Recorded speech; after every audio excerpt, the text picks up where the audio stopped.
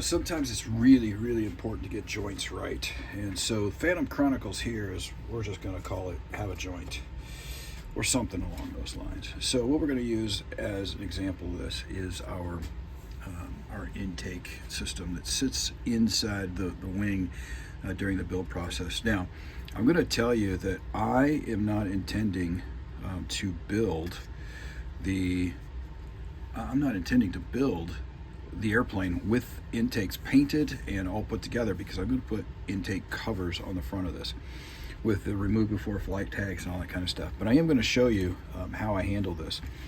So first and foremost, as I will say 1,000 times, be patient with models, and sometimes it's well worth only gluing one side before you glue the other. So this is an example. Intakes were glued together last night, and I don't need to fill these seams in here, although they're very easy to fill because I'm not going to use the seams. They're going to be covered up, so it's not a big deal. But I do want to put them in because they do provide some structural balance to the aircraft once it's all put together. At least that's the way it is in some of my test fittings, and I'll show you in my test fittings here. This is not entirely perfect, but what it does is it provides some structure to the intake lips and the intakes themselves. So you may think that there's not really much structure there, but then all of a sudden you realize that this big old puzzle, which is all models are, as puzzles, is actually pretty important. So what I did first of all is this is a little shelf. I glued this in and I let it dry. The two halves were put together and I let them dry separately. Once they were dry, which really is only an hour or so, enough to work with this. In fact, an hour or so is probably perfect, because then it's still a little pliable and you could kind of move it around a little bit. Then I took some glue and I put it inside of this lip right here, and I glued my intake inside there.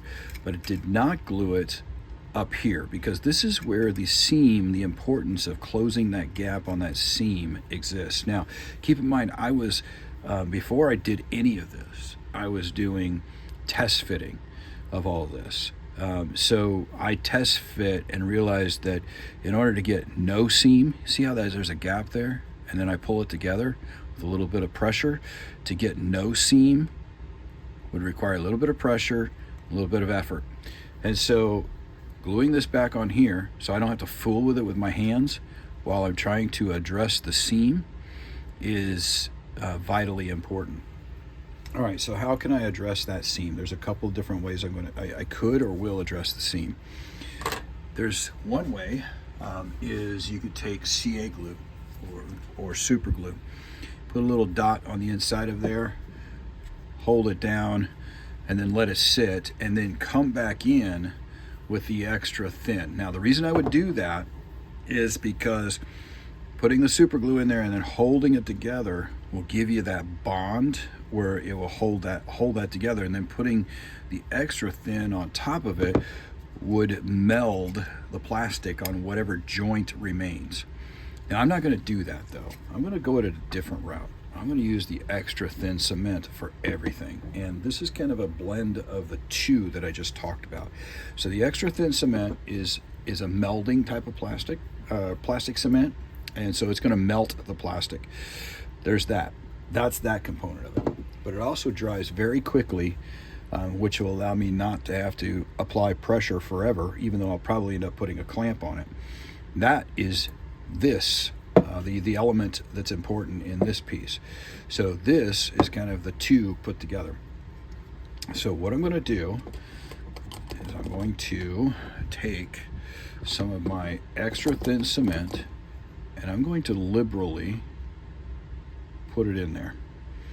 In fact, I may even put a double dose just to make sure, because I want that to get down behind here as much as I want it to get in there. Now I'll let it sit for just a second to kind of melt that, get that plastic melt going, and then there I go. I hold it and it created that bead.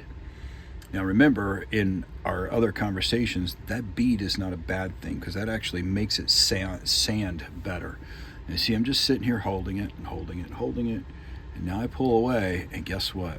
It's dry pretty much, but it's starting to pull away a little bit, so it's worthwhile that I take a clamp and put on there. And we'll go over the different kinds of clamps that I use in the future. But this particular one is going to be what I would call a compression clamp.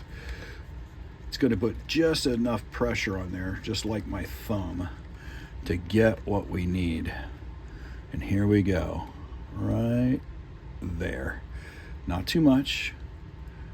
Now, another thing that you can do, just to make sure, sometimes these things can go a little wacky, is you could also, so that's applying pressure this way. You can also make it so it applies pressure downward and upward, so you get a 4-dimensional clamp on here. All right, and a 4-dimensional clamp will give you those pieces that you need to make sure that they sit right. Now the problem with that is that you can get with the 4 dimensions, you can get pressures in places you don't want, which is what I'm trying to adjust here.